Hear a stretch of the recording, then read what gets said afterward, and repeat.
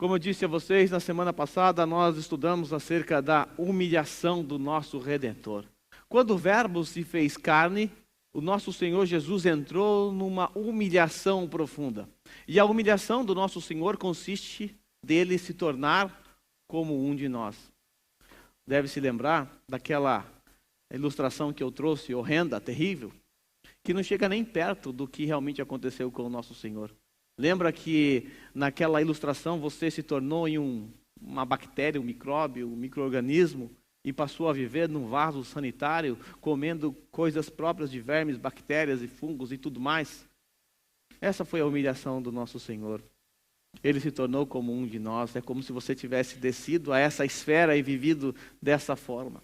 É óbvio que a distância que há entre você e um verme, uma bactéria, é bem maior do que a distância que há entre nós e Deus.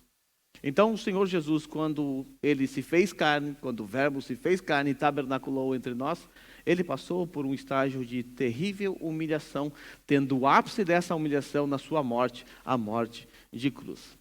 Eu quero tratar com vocês nesta manhã acerca das naturezas do Redentor. Quando Jesus, nosso Senhor, se fez carne e habitou entre nós, nós bem sabemos que ele recebeu uma natureza humana. E essa natureza humana que o humilha. E essa natureza humana que trouxe humilhação a ele. Então o nosso Senhor Jesus Cristo, ele das pessoas da Trindade, é o único que possui duas naturezas. Quando nós pensamos em termos trinitarianos, nós dizemos que na Trindade existe uma única natureza e três pessoas. Quando nós olhamos para a pessoa do Filho, nós encontramos uma única pessoa com duas naturezas. Eu quero tratar um pouco com vocês acerca dessas duas naturezas do Redentor. Esse é um assunto um pouco profundo e eu peço que você preste bastante atenção em tudo que eu vou falar, porque a maioria das pessoas hoje, do cristianismo, dos cristãos de hoje, erram quanto a esse ponto. Muitas pessoas defendem erros, heresias, propriamente dito, por não entender o que aconteceu na encarnação do Verbo, por não entender como se relacionam as naturezas do Senhor e por tentar explicar essas coisas acabam cometendo alguns erros. Na verdade, o que eu vou tratar com vocês não é algo que foi discutido recentemente. É uma discussão do 3º, do 4º e do 5º século acerca das naturezas do nosso Redentor. Porque depois da era apostólica, depois quando passou aquele período de propagação, de divulgação, a igreja cristã entrou num processo de debates acerca de como as coisas funcionam. Debates doutrinários foram surgindo nessa época e em determinado momento algumas pessoas começaram a defender uma coisa a respeito das naturezas de Cristo, outros começaram a defender outras, então reuniu o povo de Deus para estudar, debater, e aí nós temos alguns concílios ecumênicos que foram para tratar acerca das naturezas do Redentor. Então, o que eu vou tratar com vocês hoje é algo profundo, é uma teologia profunda, mas se faz necessário para que você não cometa alguns equívocos ou seja taxado como um herege. Por que estudar sobre esse assunto? Por que gastar nosso tempo falando sobre Cristo? Eu quero apresentar a vocês algumas razões. Primeiro, porque nós amamos o nosso Senhor. A doutrina de Cristo deve ser a doutrina do coração de todo crente. Todo crente que ama o seu Senhor deve se preocupar em conhecê-lo ainda mais. Eu sempre digo que é impossível você amar aquele que você não conhece. Então, se você não conhece Deus, se você não conhece Jesus e diz que ama, você é mentiroso. Por que estudar sobre Jesus? Porque nós o amamos. Por que estudar sobre Cristo? Para não sermos idólatras. Eu sempre digo que dentro do cristianismo dito protestante, há muita idolatria que ocorre todos os domingos. Às vezes, mais idolatria até mesmo do que há nas igrejas católicas. Quando a gente pensa em termos de catolicismo romano no Brasil, o Brasil ele é um país católico. Mas a maioria dos católicos eles nem vão na missa. Só vão em missa de 7º dia, participam de algum casamento, batismo, alguma coisa assim, mas eles não são assíduos, eles não vão aí à missa constantemente, a vasta maioria. Quando nós olhamos para a igreja protestante, o protestante, ele é praticante. Ele vai na terça, na quinta, na sexta, no sábado, no domingo. Mas se ele não conhece a Jesus, quem ele adora? Que Jesus ele está adorando no domingo? Que Deus é esse que ele adora? Não é o Deus das Sagradas Escrituras, então ele é o idólatra. Então precisamos nos atentar a esse assunto para não sermos taxados como idólatras. Para não sermos hereges, como eu disse aqui logo no começo, muitas pessoas erram nesse assunto, então nós vamos estudar sobre isso para que você não seja um herege. E por último, óbvio, para nos capacitar quanto à pregação e propagação do Evangelho. Nós vamos pregar o que se nós não conhecemos Jesus? Se é para pregar um falso evangelho, é melhor que não preguemos absolutamente nada. Mas como cristãos que amamos a Deus, nós não temos essa opção de não pregar, de não anunciar o evangelho. Então, se temos essa responsabilidade dada pelo próprio Cristo para todos nós, então vamos nos capacitar. Vamos estudar sobre Cristo, vamos amar a doutrina de Cristo, vamos conhecer com profundidade. Não vamos conhecer apenas daquilo que a gente ouve por aí, ou daquilo que está no nosso imaginário popular. O que você pensa, o que você acha sobre Cristo não importa. O que importa é o que a palavra de Deus diz. O que importa é o que o cristianismo histórico diz, porque o cristianismo ele não surgiu ontem à noite.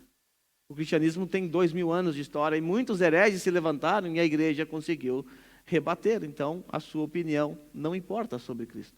O que importa é o que a palavra de Deus diz. Para esquentar o seu cérebro, eu vou fazer algumas perguntas. E eu quero que agora você abra a sua bolsa, pegue o cérebro que você deixou aí, se você não usou ele, se você esqueceu, coloque ele e agora é o momento para você pensar, para você refletir. A primeira pergunta que eu faço é bem básica e com base no primeiro sermão você já sabe responder. Jesus é Deus? Sim. Certamente você vai responder que sim. Se eu estivesse numa aula, eu ia ouvir vocês, mas eu não estou numa aula. Jesus é Deus? Sim. Todos nós sabemos que Jesus é Deus. Ou alguém aqui acha que Jesus não é Deus? Com base nessa pergunta, eu te faço uma outra. Maria é mãe de Jesus? É óbvio que se você leu a palavra de Deus, você sabe que Jesus é filho de Maria. E eu te dou uma outra pergunta. Maria é mãe de Deus? Jesus é Deus, Maria é mãe de Jesus, então Maria é mãe de Deus? É uma pergunta para pensar. Que não é fácil, estou vendo aí pela reação de alguns, a dúvida. Não é fácil responder essa questão. E eu não vou responder agora. Jesus é Deus? Sim. Olha as criançadas. Jesus morreu? Morreu. Pergunto, Deus morre? Deus não é imortal? Nó na cabeça. Foram com esse tipo de questões que os nossos pais antigos tiveram que lidar. Jesus é Deus? É. Jesus foi tentado? Foi, capítulo 4 de Mateus. E eu pergunto, Deus pode ser tentado? Abugou a cabeça de muita gente. Né? E dependendo da resposta que você der, fogueira. Herege. São questões aparentemente simples, mas que precisam ser respondidas. Deixa eu dizer a vocês que na minha adolescência eu dava respostas a essas questões de maneira herética. Eu dava. Se eu estivesse no quarto, quinto século, acho que eu ia para a fogueira. Porque era o que eu ouvia, esse era o ensinamento que me dava. Eu ouvia as pessoas falando no púlpito, coisas desse tipo. E quando eu descobri que eu estava errado, que desespero. Então, se você errar essas questões, não tem problema. Desde que você aprenda a partir de hoje, nunca mais esqueça. Tá?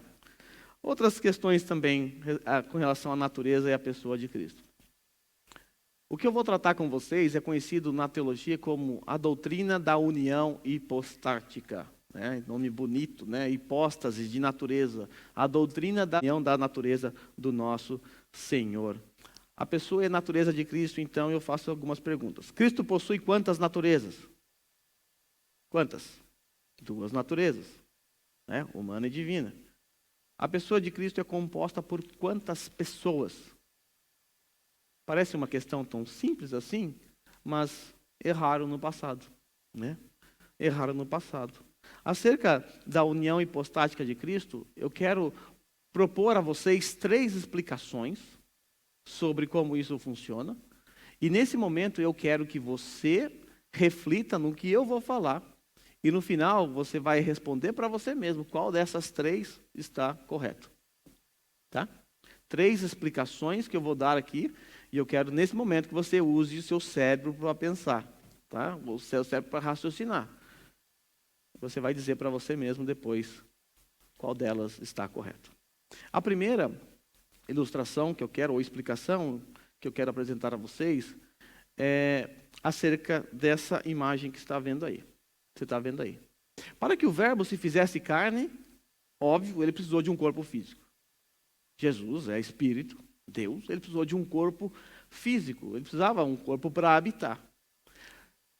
Na verdade, quando Jesus ele se torna um ser humano, ele apenas usou uma carcaça humana, ou uma casca humana, e se tornou um homem.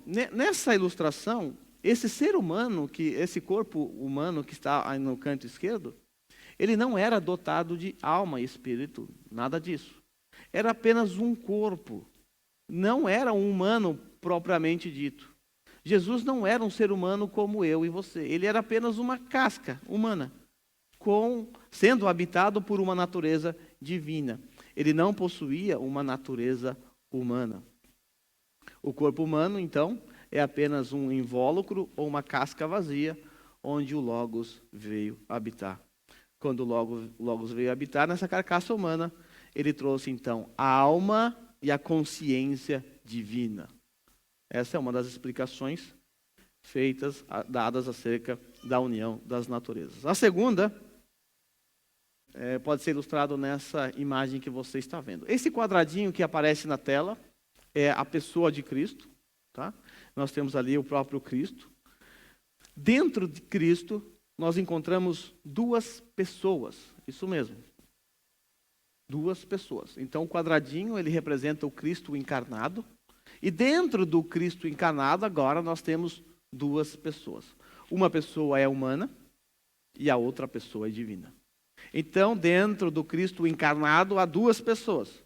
E essas pessoas, tanto a pessoa humana quanto a pessoa divina, elas possuem sua vontade independente.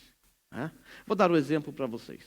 Quando Jesus, por exemplo, estava em agonia no Getsemane, a pessoa divina que estava dentro do Cristo encarnado sabia que ele haveria de morrer. Ele sabia. Mas a pessoa humana não sabia. Por essa razão, a pessoa humana falou no ouvido de Jesus e ele disse: se possível, afasta de mim esse cálice. Mas a pessoa divina disse: não, seja feita a tua vontade. É como se houvesse 2 pessoas falando no ouvido do Cristo encarnado. Tá? Existe uma terceira ilustração acerca da união hipostática.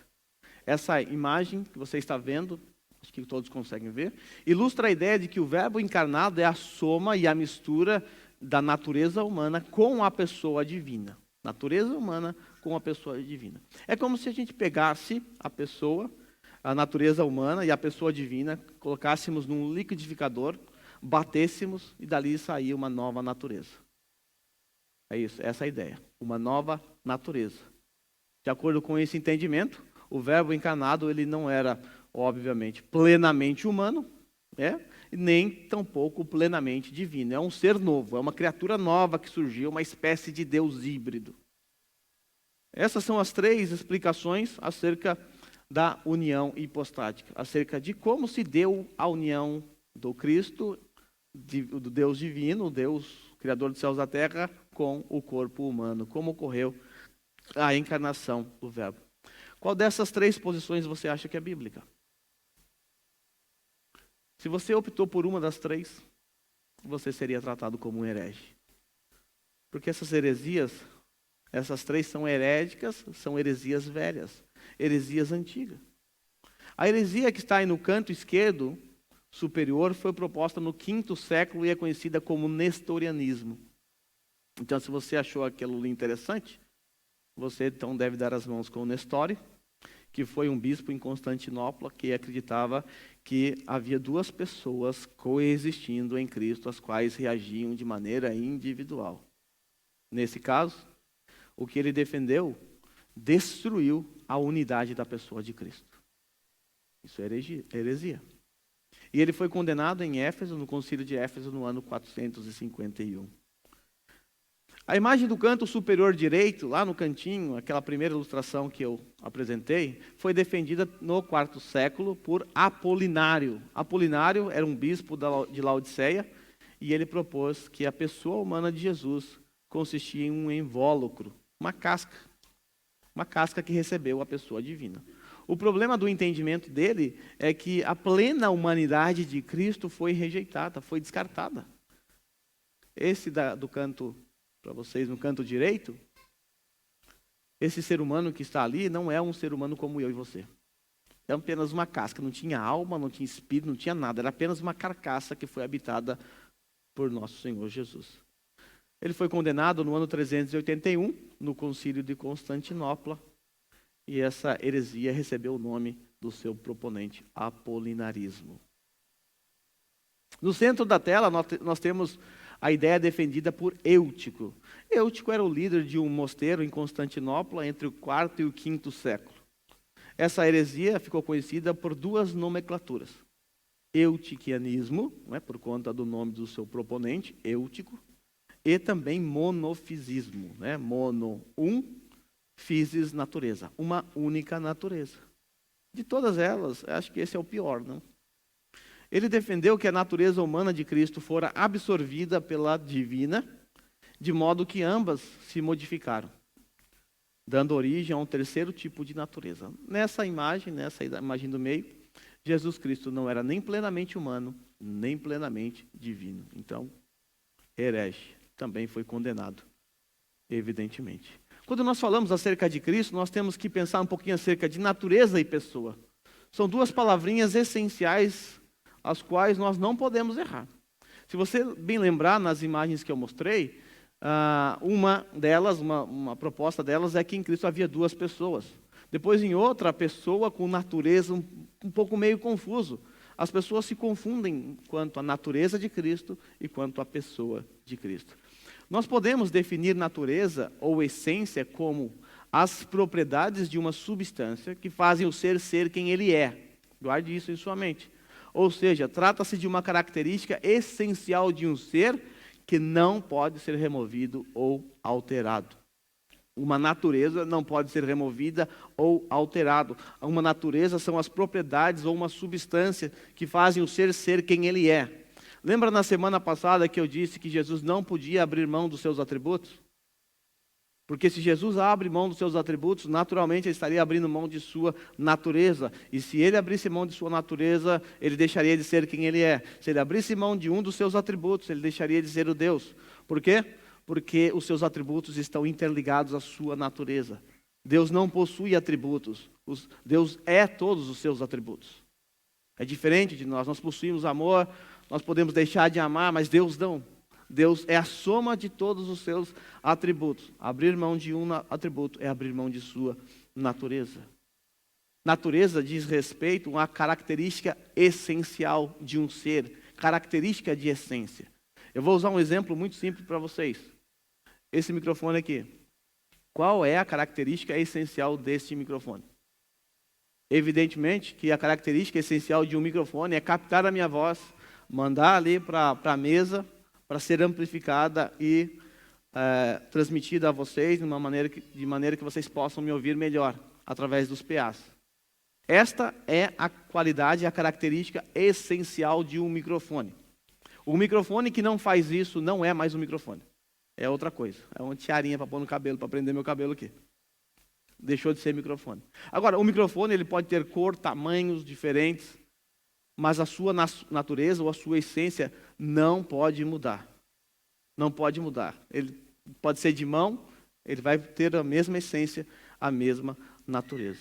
Quando nós falamos acerca da natureza divina, nós nos referimos àquilo que é essencialmente próprio de Deus, como eu acabei de dizer, acerca dos atributos. Onisciência, onipotência, onipresença, eternidade, imutabilidade, simplicidade, autoexistência, transcendência, imanência e tudo mais. Todas essas coisas, esses atributos, fazem com que Deus seja o que Ele é. A sua natureza não pode ser mudada. Então, qualquer ideia que você tenha na sua mente acerca da natureza de Cristo ter sido alterada ou mudada em algum momento da história da encarnação, jogue isso na lata do lixo. Porque se Jesus abriu mão de algum aspecto da sua natureza ou de algum atributo, Ele deixa de ser quem Ele é. Lembra quando Jesus disse que eu e o Pai somos um? No que Ele e o Pai são uno? Evidentemente que na sua natureza. Pai e o Filho são pessoas distintas, mas eles estão unidos numa mesma natureza, a natureza divina, a mesma essência. Algumas pessoas acreditam que o Pai e o Filho são iguais na sua pessoalidade. Esses são chamados de unicistas ou modalistas. É como se Deus, na antiga aliança, tivesse uma roupa própria do Deus do Antigo Testamento. No Novo Testamento, ele vestiu a roupa de Jesus. Depois que Jesus ressuscitou, ele vestiu a roupa do Espírito Santo, mas é uma única pessoa. Isso é uma heresia chamada unicismo ou modalismo. Eles são uno na sua natureza, distintos na sua pessoa. Lembra de Filipe? Mostra-nos o Pai.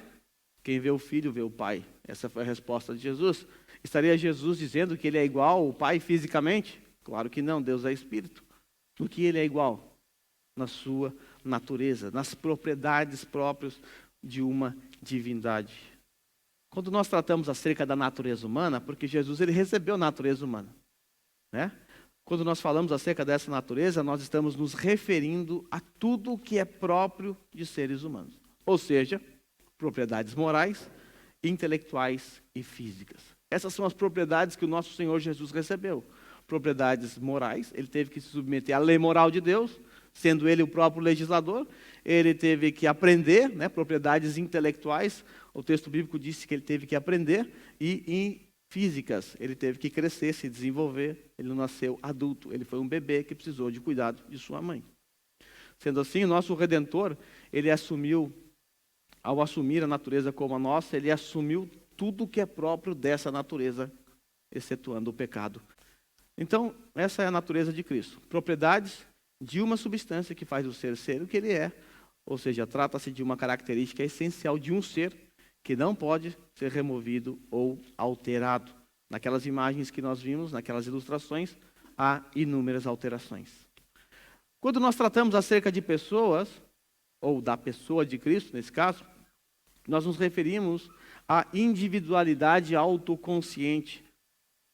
Uma pessoa é isso, é um indivíduo dotado de autoconsciência e razão. Por exemplo, um animal, ele não possui autoconsciência. Ele não possui, ele age por instinto. Há muito tempo atrás eu tinha um beta vermelhinho, bonitinho.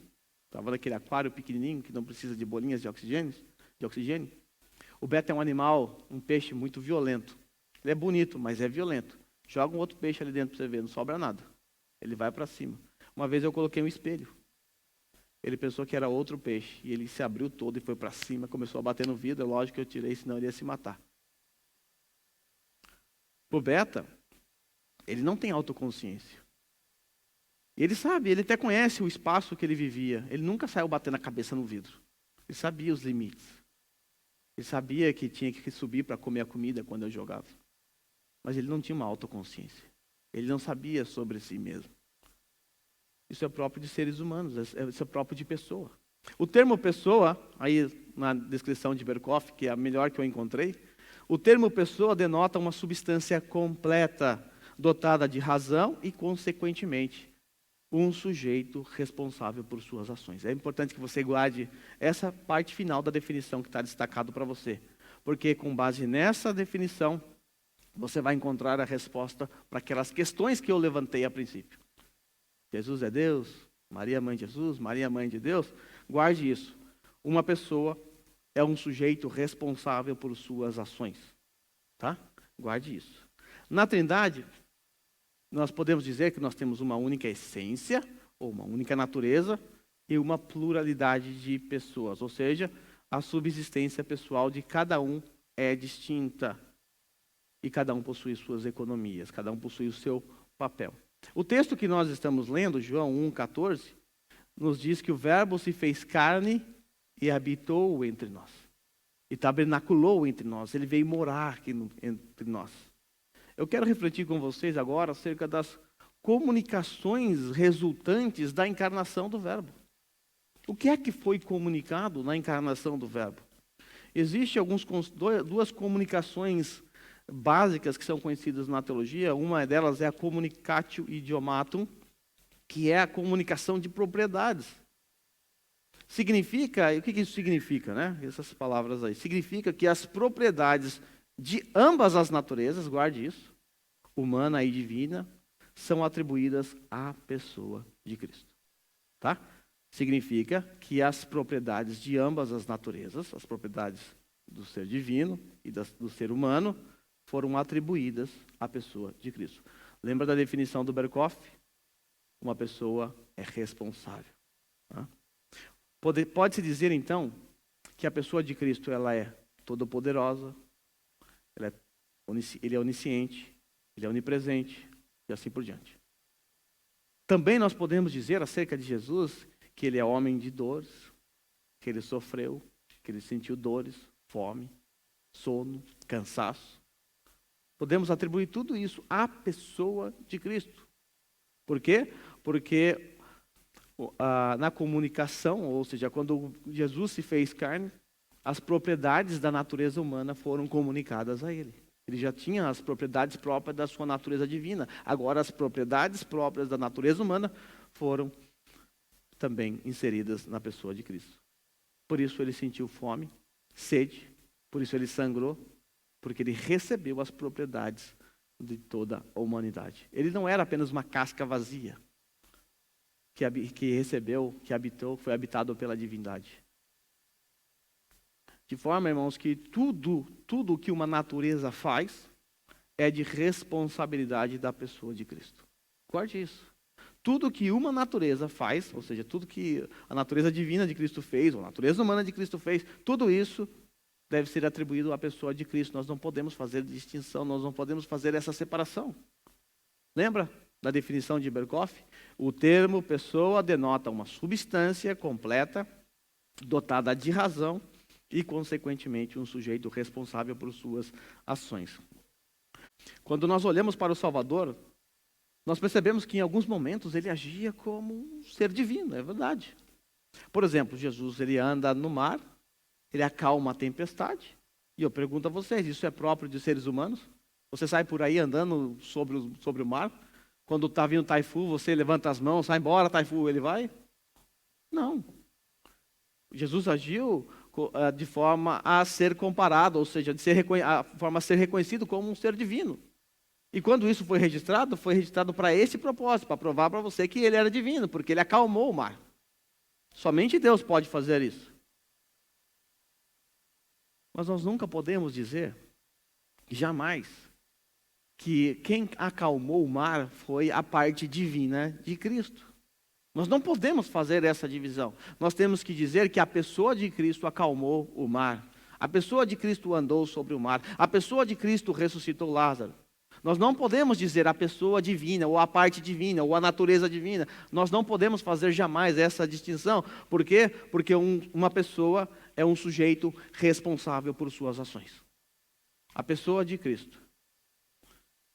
Quando o Senhor Jesus Cristo sentiu fome, cansaço, sede, tudo isso são características próprias de seres humanos. Certo? Deus não se cansa. Deus não tem sede. Deus não tem sono. Deus não sente dores. Deus não morre.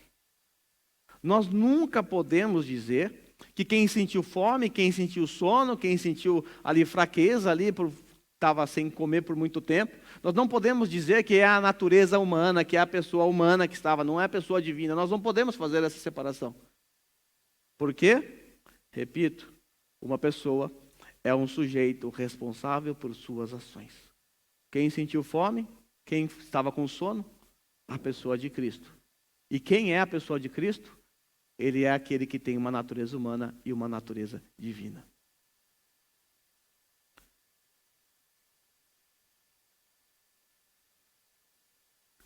De forma, irmãos, que nós podemos responder aquelas questões.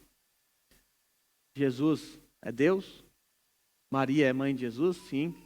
Maria é mãe de Deus? Sim. Isso não é coisa de católico. Né? Jesus é Deus.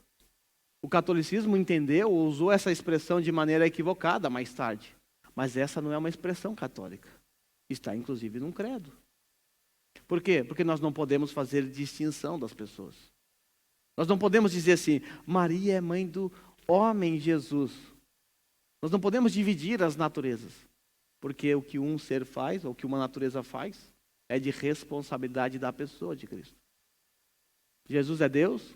Sim. Jesus morreu? Sim. Deus morre? A pessoa de Cristo morreu. E a pessoa de Cristo é composta por Deus homem e Deus filho. Essas duas naturezas que são inseparáveis. Nós não podemos separar as naturezas. Né? E as outras questões também a gente pode responder com base nessa afirmação. A pessoa de Cristo. E a pessoa de Cristo é tanto homem quanto divino. Nós podemos dizer que quem morreu na cruz é o Deus homem. Nós devemos dizer. Qualquer coisa que se diga a parte disso já pode abraçar um herege e ir para a fogueira. Né? Eu vou usar um exemplo muito tosco, pífio, para mostrar para nós como deve ser a nossa atitude com relação ao nosso Redentor. Este exemplo ele não serve para explicar a doutrina da união hipostática. Então, por favor, não é para explicar. É só para exemplificar como nós devemos nos relacionar com essa doutrina. Nós sabemos que os seres humanos, eles são dotados de parte material e parte imaterial. Né? Corpo, essa carcaça aqui que você está vendo, né? Essa mente que está brilhando, essa careca brilhante, esse corpo. Mas eu também sou composto, assim como vocês, de uma parte imaterial. Alma e espírito, né? Que são a mesma coisa, alma e espírito. Certo? Todos nós. Às vezes o salmista ele fala que a alma dele está angustiada, não é? Ele fala assim, vamos supor que você me olha e vê eu bem angustiado por alguma razão. E aí você vai virar para os irmãos e vai falar assim, a parte imaterial do Glauber está angustiada? Não é assim que você faz. Se você fizer, você está louco. Você diz, o Glauber está angustiado. Vamos supor que eu vou arrumar as coisas aqui, eu corto o braço, sangrando aqui, jorrando sangue. Você não vai dizer, a parte física do Glauber está sangrando. Você diz, a pessoa do Glauber está sangrando, o Glauber está sangrando. É dessa mesma forma que nós devemos nos portar com respeito às naturezas de Cristo. Quem morreu na cruz? A pessoa de Cristo. Quem sentiu fome? A pessoa de Cristo. Quem andou sobre o mar? A pessoa de Cristo. Que é composto por duas naturezas. Tá? Assim que nós devemos nos portar diante dele. Essa é a comunicatio idiomatum, a comunicação das propriedades, ou seja, as propriedades de ambas as naturezas, a humana e a divina, são atribuídas a uma pessoa, a pessoa de Cristo. Mas ainda existe a comunicatio apotelesmatum, tá? É a comunicação de obras consumadas. A obra vicária de Cristo foi uma obra realizada por qual natureza de Cristo? A humana ou a divina? Se você responder divina ou humana, já pode preparar a fogueira de novo para você. A obra vicária de Cristo foi realizada pela pessoa de Cristo. Qual natureza se entregou como oferta pelo Senhor? A humana ou a divina? Se você responder que foi a humana, você está sendo reprovado. Toda a obra de Cristo realizada na cruz foi executada pela pessoa de Cristo. Por isso nós podemos dizer, devemos dizer, que quem morreu na cruz para redimir os nossos pecados foi o Deus homem, a pessoa de Cristo. Esse ponto é fundamental. E aqui muitas pessoas erram. Algumas pessoas dizem que o Jesus que morreu na cruz era apenas o ser humano, que a natureza divina dele não foi para a cruz. Que ele abriu mão da sua natureza divina, deixou ela lá no Getsemane, e ele foi só com a sua natureza humana, porque Deus não pode morrer, segundo essas pessoas. Só que a própria palavra de Deus diz que a igreja de Cristo foi comprada pelo próprio sangue de Deus. Deus tem sangue. Ou seja, quem morreu na cruz, quem comprou, foi o próprio Deus. É muito importante que a gente não se perca aqui, porque aqui é onde as pessoas mais erram, aqui é onde eu errei no passado. Tá? O fato é, para que a expiação de Cristo fosse eficaz para as nossas vidas, era necessário essa comunicação, a comunicação de obra consumada. Foi necessário então que o nosso Senhor fosse tanto humano quanto divino. E Cristo, ele é plenamente humano e plenamente divino. A pessoa de Cristo não é 50% humano, nem 50% divino, e você somou, deu 100%. Ele é plenamente humano e plenamente divino. Mas por que foi necessário essa comunicação de obras consumadas? Por que o nosso Senhor tinha que ser divino e humano ao mesmo tempo? Por que um anjo não resolveu o problema? Por quê? Por que Moisés, Abraão, Isaac, Jacó e tanto mais não puderam resolver o problema da humanidade? O problema da queda? Porque somente alguém que fosse plenamente humano e plenamente divino estaria apto para ser o nosso substituto. Então, nosso Senhor tinha que ser humano e divino, em primeiro lugar, para nos substituir naquilo que fomos incapazes de fazer. O que é que nós fomos incapazes de fazer? Nós fomos incapazes de obedecer a lei de Deus perfeitamente. A lei de Deus é santa, ela é perfeita, ela é imutável e é perene. Deus não pode simplesmente, depois de olhar toda a raça humana e falar, eles não cumpriram mesmo a lei, então cancela tudo aqui, vamos para a graça, Cristo Jesus, abandona aí a lei. Isso seria uma mutabilidade em Deus. Deus não pode fazer isso. A sua lei permanece. E a sua lei é o padrão, é o norte pela qual nós seremos condenados ou salvos. Não porque você obedeceu, mas porque ele obedeceu. Deus nunca deixou de exigir dos seus seguidores a obediência perfeita à lei. Mas é aí que mora o problema. Ninguém aqui, nem em todas as eras, conseguiu obedecer à lei perfeitamente. Somente o Senhor Jesus conseguiu. Então ele tinha que ser um humano, como nós, para obedecer à lei no nosso lugar. Porque Deus assim exige. Deus exige de nós ainda hoje a obediência perfeita da lei. É pesado isso? É. Mas ainda bem que nós temos Jesus. Deus, quando ele olha para os seus filhos hoje, ele vê pessoas que obedeceram à lei perfeitamente em Cristo Jesus. Por isso nós não somos fulminados. Por isso a nossa adoração é possível, o nosso culto é possível. Porque Deus enxerga pessoas perfeitas. Não por nossas obras. Não porque nós obedecemos à lei. Mas porque Cristo obedeceu em nosso lugar. Ele é o nosso substituto. Ele tinha que assumir a nossa natureza para redimi-la. Lembra da frase de Gregório de Nissa? Aquilo que não foi assumido pelo verbo não foi redimido. Então ele assumiu a nossa natureza. E ele obedeceu a lei no nosso lugar. A lei foi dada para homens, então era necessário que um homem como nós, da mesma natureza, obedecesse perfeitamente a lei em nosso lugar. Também, o nosso Senhor tinha que ser humano e divino para nos substituir pagando o preço da nossa desobediência à lei santa de Deus. Tudo bem que Jesus Cristo veio e obedeceu a lei perfeitamente em nosso lugar. Isso é muito bom. Mas não anula o fato de que nós violamos a lei. E Deus diz, lá na sua palavra, desde lá de Gênesis, da criação, que a desobediência é passível de morte. E nós sabemos que é morte física, eterna e espiritual. Jesus Cristo obedeceu. E o que fazer com a nossa desobediência? Deus vai jogar para debaixo do pano como um juiz imundo? Não, ele não pode fazer isso. Deus tem que penalizar, nos castigar por conta da nossa desobediência. Nós violamos toda a lei santa de Deus. Se ele simplesmente passa a mão na nossa cabeça e fala, ei, aqui é graça, meu filho, é graça agora, isso é coisa do Antigo Testamento. Nós temos uma mutabilidade em Deus. O próprio Deus está rejeitando a sua lei, ele não pode fazer isso. Então Jesus tinha que ser divino para pagar o preço da nossa ofensa. Nós cantamos uma música aqui, não hoje, faz tempinho que a gente não canta ela, mas tem uma parte da música que diz que a nossa dívida era eterna. Como poderia eu pagar? Vocês devem se lembrar, né?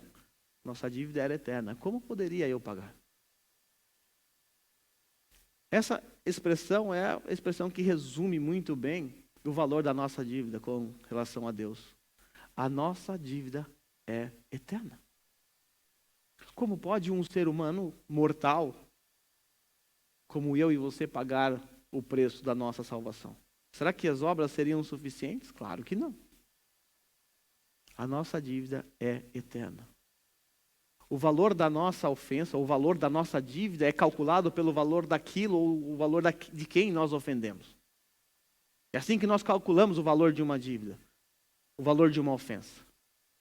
Vamos supor que o Eduardo fique meio irado e ele deu um tapa no Felipe. Não está acontecendo nada, o Felipe vai perdoar, vai dar um abraço, vai virar outra face, acabou, não acontece nada. Mas se Eduardo desse um mesmo tapa no imperador do Japão, vocês acham que ia acontecer com ele?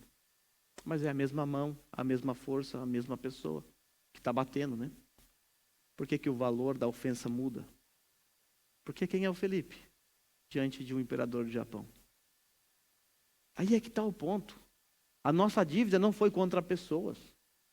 A nossa ofensa foi contra um Deus santo, perfeito, justo e eterno. E esse é o valor da nossa dívida. Um anjo não é santo, perfeito, justo e eterno. Um anjo é uma criatura. Um anjo não paga. A teologia das testemunhas de Jeová se afundam aqui. Eles acreditam que Jesus é o arcanjo Miguel. Ou seja, não há salvação, não há redenção, porque a dívida não foi paga. Somente um Deus santo, perfeito e justo poderia pagar a dívida. Ninguém pode pagar essa dívida, somente Deus. Então Jesus Cristo nos substituiu, pagando o preço dos nossos pecados, pagando essa dívida.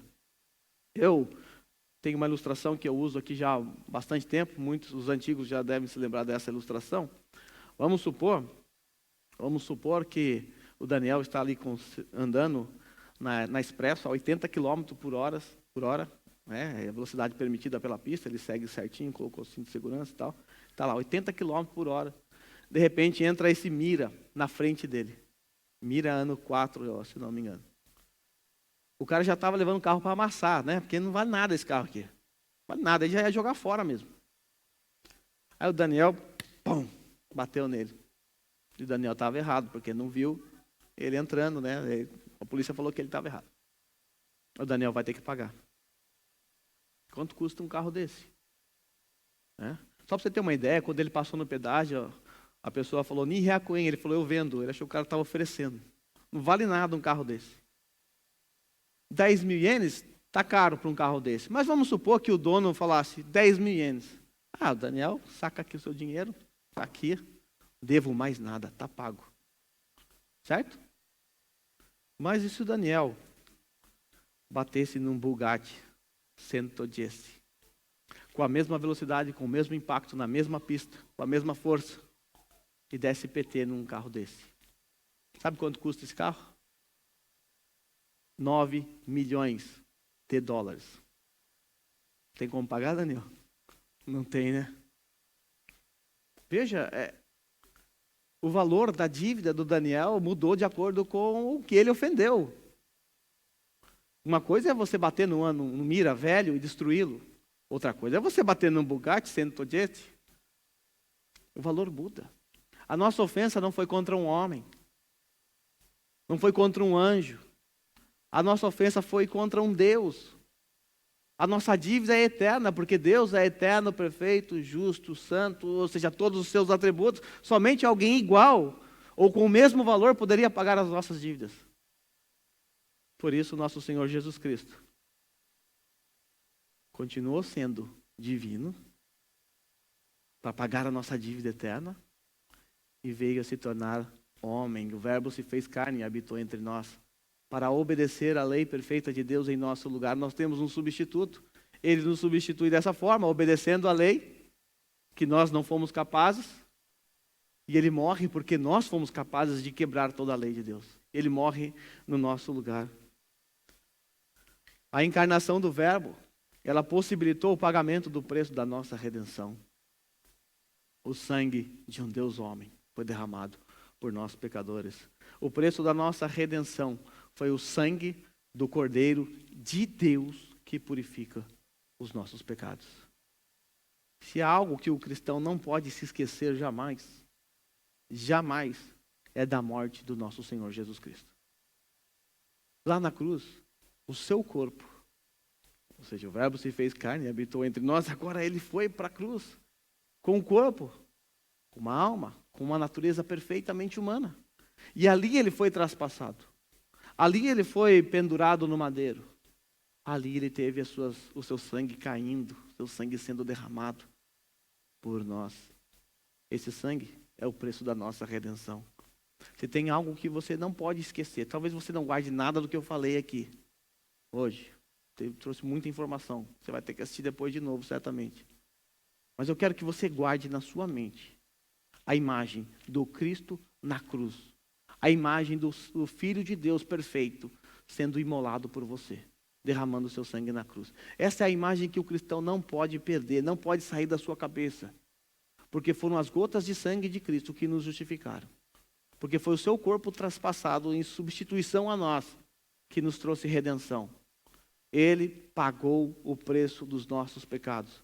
Ele pagou o preço da redenção para Deus Pai. Deus não quer que os seus filhos se esqueçam dessa imagem. Ele se fez carne e habitou entre nós, para ir para a cruz. Foi para isso que ele veio a esse mundo, para terminar numa cruz, para consumar a obra. Por isso ele mesmo disse, está consumado. Deus não quer que seus filhos se esqueçam dessa cena. E para ajudar os seus filhos a não se esquecerem disso, o próprio Senhor Jesus estabeleceu o sacramento da ceia do Senhor. Onde ele nos deu elementos comuns que são separados para um uso sagrado. Sendo assim, nós vamos nesse momento, através dos elementos da ceia, recordar, relembrar daquele que se fez carne e habitou entre nós, obedeceu a lei perfeitamente em nosso lugar, e mesmo assim, mesmo como Deus, ele foi para uma cruz, derramou seu precioso sangue. E esse sangue que nos colocou aqui hoje. É por causa desse sangue que nós estamos aqui hoje. É por causa desse sangue que nós estamos cultuando ao Senhor Jesus Cristo. Porque no sangue dele há remissão de pecado. Então, nesse momento, nós vamos, de maneira solene, celebrar a ceia do nosso Senhor Jesus Cristo.